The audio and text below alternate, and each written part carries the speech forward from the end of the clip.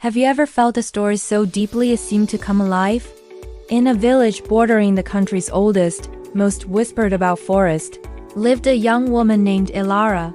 While others kept a respectful distance, Elara was drawn to the ancient trees, feeling a pull she couldn't explain. She sensed that stories, like seeds, needed to be found, not just told. One crisp autumn morning, her curiosity led her to a strange, carved stone beneath the oldest oak. As she touched it, the air hummed, and a small door creaked open in the tree's trunk. Taking a deep breath and her threadbare courage, she descended a winding staircase of root and earth into a glowing hollow. There, on a pedestal, lay a book bound in bark, pulsing with a faint green light. Its title rose like sap as she touched it, Asterisk, the Forgotten Legends Asterisk. Opening it, Elara discovered the pages weren't written in ink, but in patterns of scent and tone that bloomed into language as she breathed. She read of a willow woman who braided storms into song to save a drowned village, and a fox who bartered starlight to bring back a lost moon for a grieving child. She was captivated, but when her candle burned out and she tried to leave, the way back was gone. The forest had sealed her in. It wasn't asking for gold, but for a price far more precious.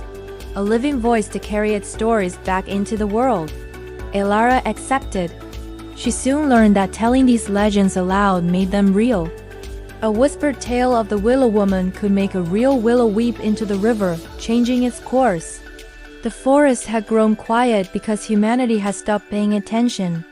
Elara's voice was knitting the magic back to life. She told a story to a woman who had lost her husband's laugh to illness, and the next morning, a joyful laugh rolled from her doorway. She told another to a schoolboy, who then found himself mending an old fence with newfound patience. Word spread. People came to the forest's edge with their troubles and left with small miracles. But not all legends were gentle. When Elara read of a forgotten king punished for his people's neglect, an old ruin on a nearby hill began to tremble, strange lights flickering in its crumbling windows.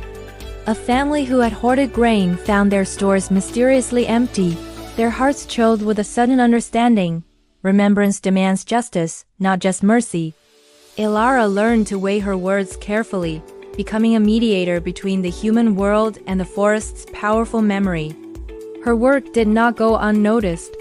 A greedy collector arrived, seeing the legends not as sacred stories but as a goldmine for fame and fortune.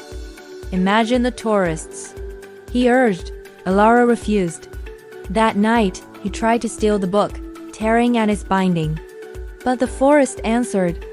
A deep silence fell, his lanterns died, and the story's magic turned against him, filling his pockets with worthless dust until he fled, humbled and empty-handed. Years passed. Elara grew into the forest's keeper, and the village, in turn, learned to weave the stories into their daily lives. The baker blessed his bread with a line from a legend. The shoemaker hummed a bargaining tune as he worked. The forgotten legends were no longer forgotten. One evening, Elara felt the book's light waning. It had found its true purpose, not to be held by one keeper, but to be sown like seeds among many. She placed it back on its pedestal, and the hollow sealed itself shut. The stories now lived in the hearts and voices of the people. The forest magic had returned, not as a secret to be hoarded, but as a shared gift. It taught them that paying attention is a powerful offering, and that remembering our stories can mend our world. Thank you for joining me on this journey. If you love stories that explore the magic of connection and memory, please like this video and subscribe for more tales from the Edge of Wonder. See you next time!